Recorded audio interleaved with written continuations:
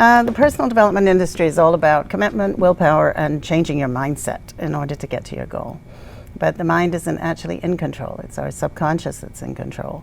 And so setting a choice and saying, I'm going to just go for that, goal setting, all of that stuff, it's highly ineffective. It's not working as well as it should work.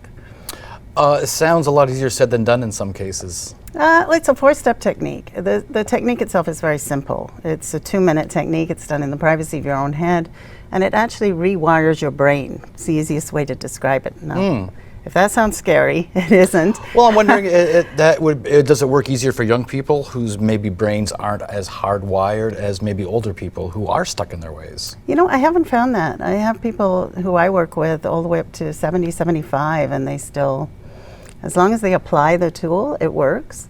But simple is not easy, right? It takes something to change our mindset, change that way that we think about ourselves, and apply this tool differently. How did you develop this? Was there a personal story with you? Yes.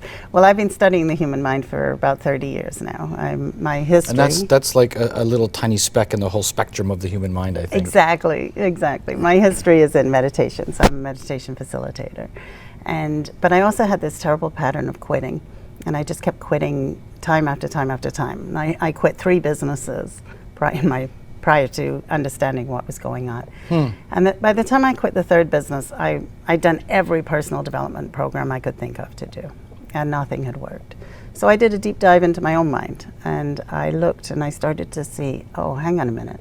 My actions are not being determined by my thoughts. My actions are being determined subconsciously. My decision to quit was actually occurring before I knew I was going to quit. Maybe that little voice inside people's heads you should question. I think we should. I do question it all the time. Yes, yeah. And then so I did another deep dive, and I determined, okay, I got to rechange this pattern. I've got to rewire the brain so that doesn't happen. So. We're just touching the tip of the iceberg here, I think. Oh, absolutely. Yeah. So much more to talk about. We have to wrap this up, but AdeleSpraggon.com for more information, and more information on this book. Once again, Shift, 4 Steps to Personal Empowerment.